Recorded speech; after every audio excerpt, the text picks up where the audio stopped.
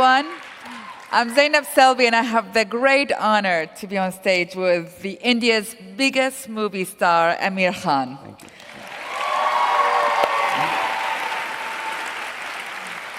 I mean, we are talking beyond the actions movies of James Bond and Daniel Craig. We are talking beyond the romances of Richard Gere.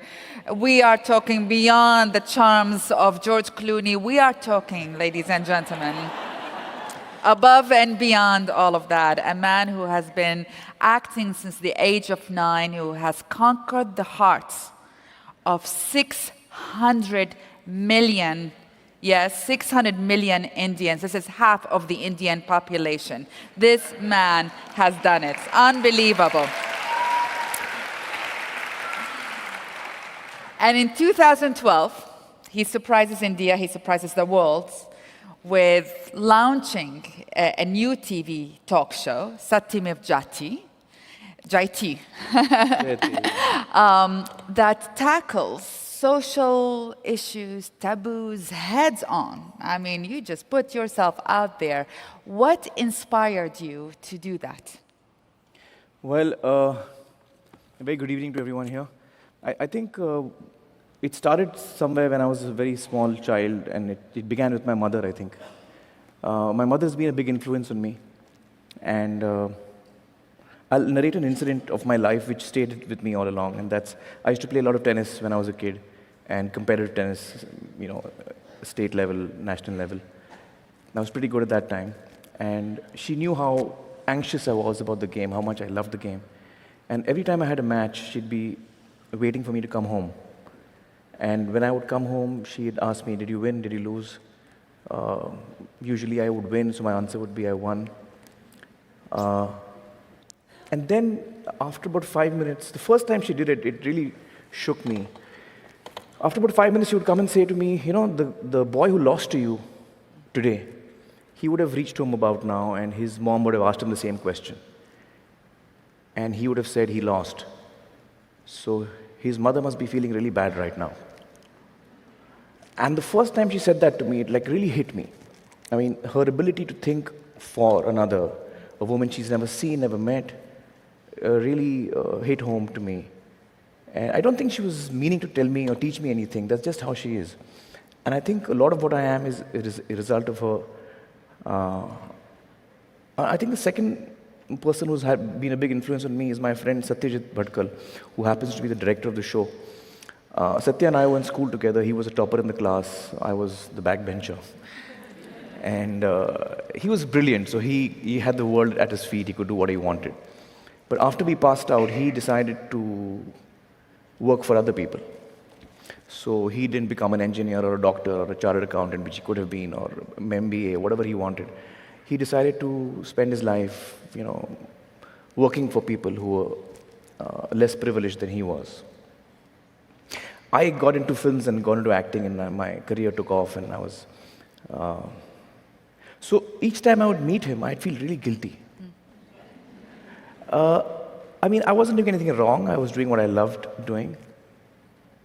But every time I met him, I used to feel, man, this guy is living for others, and I wish I could do half of what he's doing.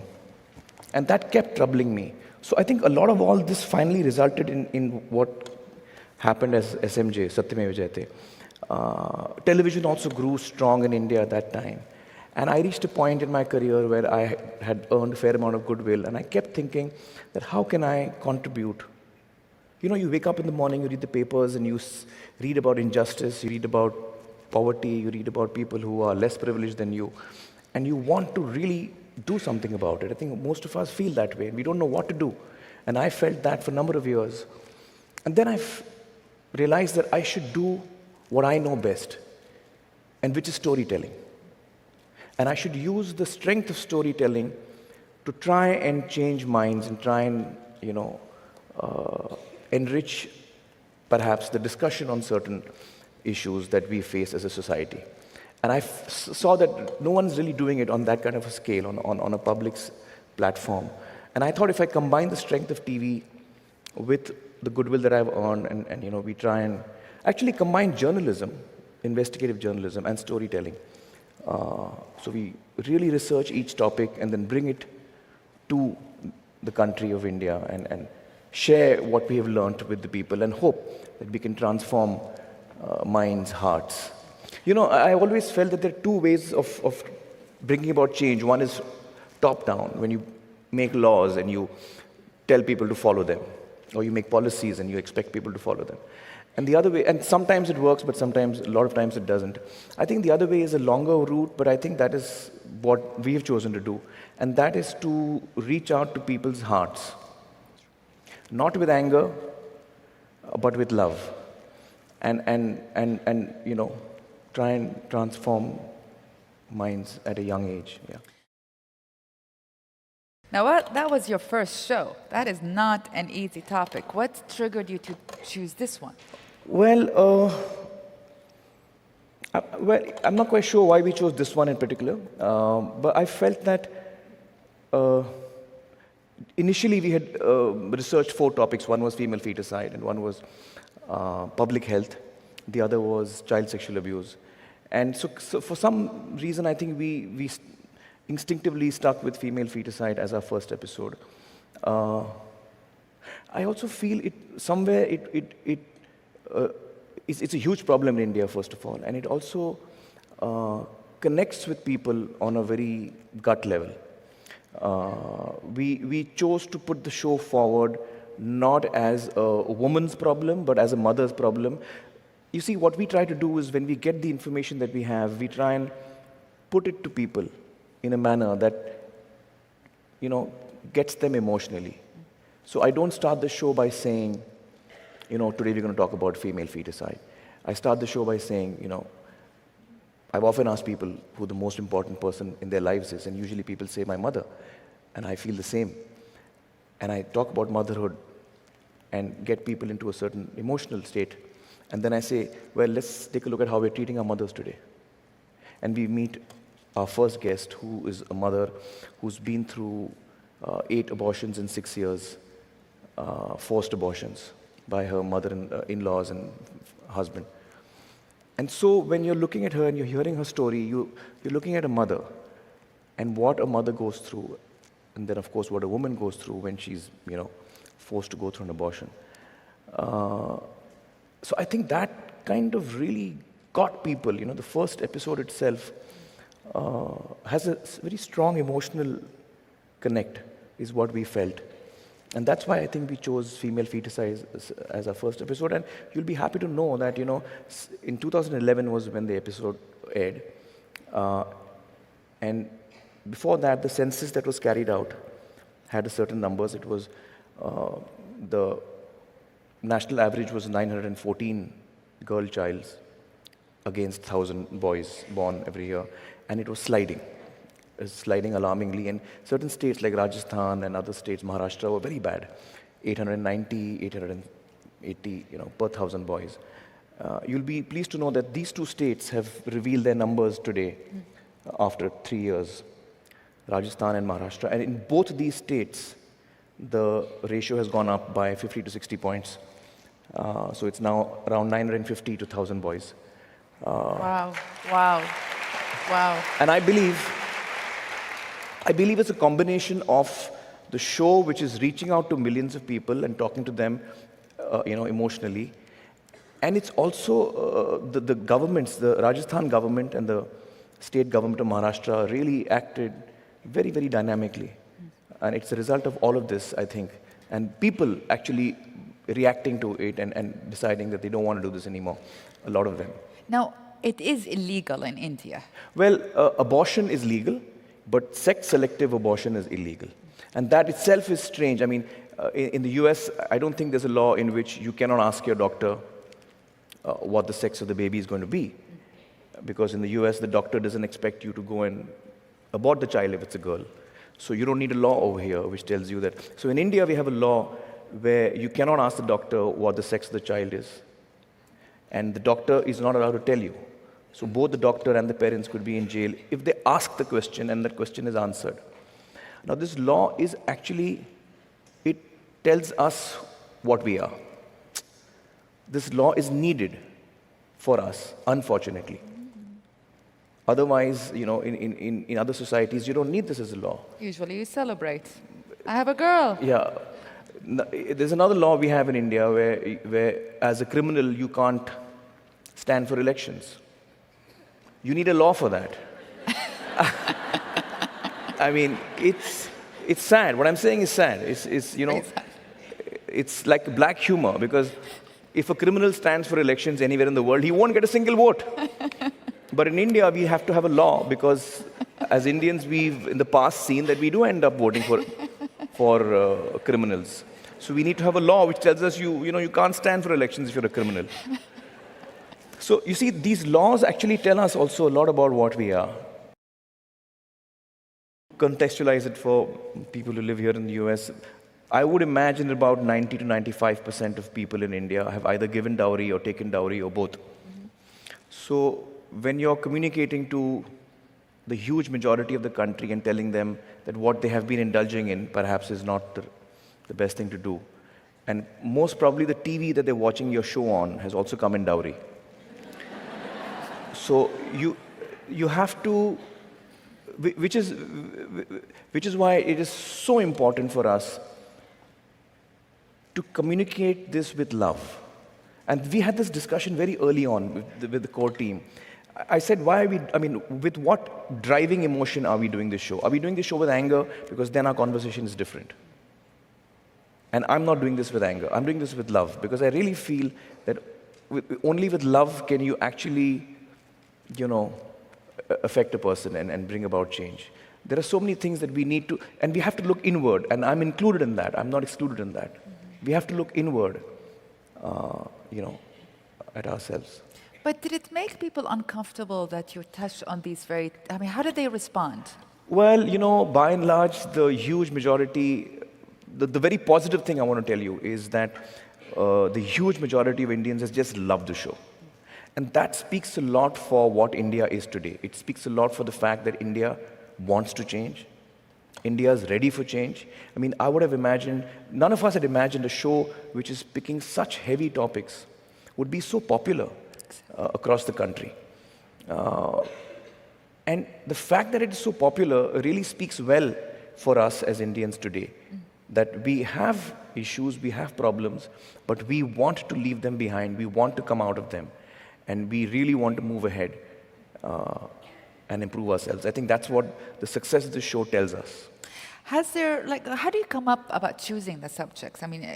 We have a lot of fights. And are there subjects where you say we're not going to touch that? No, so far that's never been the case. We've picked really difficult topics as well. One of our really difficult topics was untouchability, which is a big issue in India. The constitution of our country says that we're all equal. But in reality, that's not so yet. It's a journey that we have to, it's still a journey that we are on to reach there. Sure, equality is an issue in a lot of societies, I think, but in India, because of the way the caste system is, it just makes it a lot more complicated. And that's a very touchy topic as well. It's a topic that people feel very emotionally about. And 15% of India, roughly 15% of India is Dalit, which is the untouchable caste. And so therefore 85% is not Dalit. And we are communicating with the 85% of country, speaking to them about, what are we doing? What are we doing? Is it right? Are we comfortable with it? So how did you go about that? Well, we in all our shows, in all our topics, we're just honest, but we do it with a lot of love. We do it with a lot of love, so that people, let me say this much, that while the majority of the people have loved our show, there has been a minority, probably in every topic, that doesn't like us. Like, there are a couple of men's organizations which hate me. They keep writing to me emails about men's problems, and why don't you take up men's problems? So we did, in fact, in our last season, we picked up masculinity. What is it to be a male? Because we figured that unless we relook at and hopefully redefine what a man is, things are not going to change. Uh,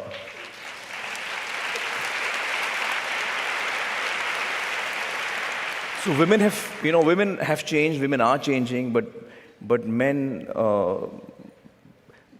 don't manage to change by and large. By and large, we're a stubborn lot. So we thought we'd look at, what is a real man? Is a real man someone who goes and beats up people? Is a real man a person who's a protector? Is he the guy who's going to, so what's a real man? Is he? So I strongly feel that we have to, from the time that the child is born, you have to treat both children equally, whether it's a boy or a girl.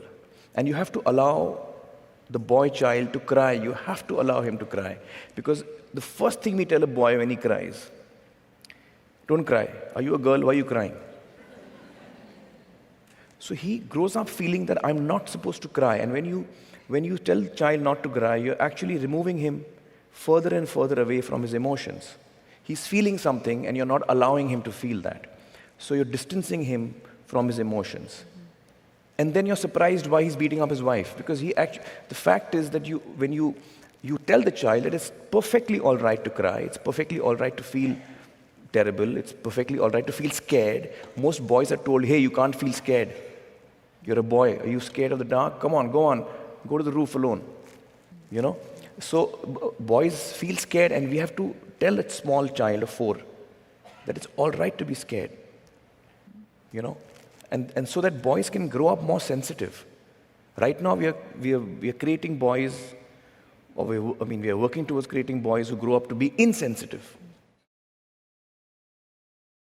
There's a portion of the show in which I'm told by another man. He says that in India, real men don't cry, and real men don't hold their wives' hands. The wife walks 2-3 feet behind. Now, you must understand, India is a large country. So when I'm saying this, don't take it literally. This is mostly in rural India, and there are a lot of extremely progressive people in India as well. So I don't want to give you all the wrong impression. But this is an issue. There are villages in India, in rural India, where this is the belief, this is how they've grown up. So on the show, I said, based on all of these definitions of what a real man is, I am completely not a real man because I hold my wife's hand all the time. I hug my children. You're not supposed to hug your children. You're not supposed to show affection to your child as a male, a true male. So I hug my children all the time. I cry all the time. I was crying just before I entered the stage. That's true. It is true. Yes. We were both crying, actually. I was listening to, what's her name? Saida?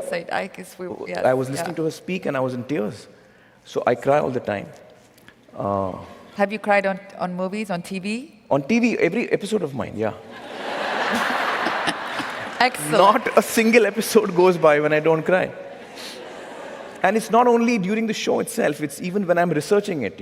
When you're researching these topics, it takes days for us to go through all the material we collect. And invariably, in every topic that we've picked, we get to a point where me and Satya and Swati and all of us get so disheartened. I'm looking at an interview and I'm weeping. And we kind of shut it off and we're like, why are we doing this? Nothing's going to change. You suddenly feel very disheartened. But then you come across a person who is working in that and has got so much strength, so much resilience, so much grace, and such dignity that it brings you back to your feet. In these 5 years that I've researched Satyamev Jayate, I've seen the worst in mankind and I've seen the best, the most beautiful in mankind.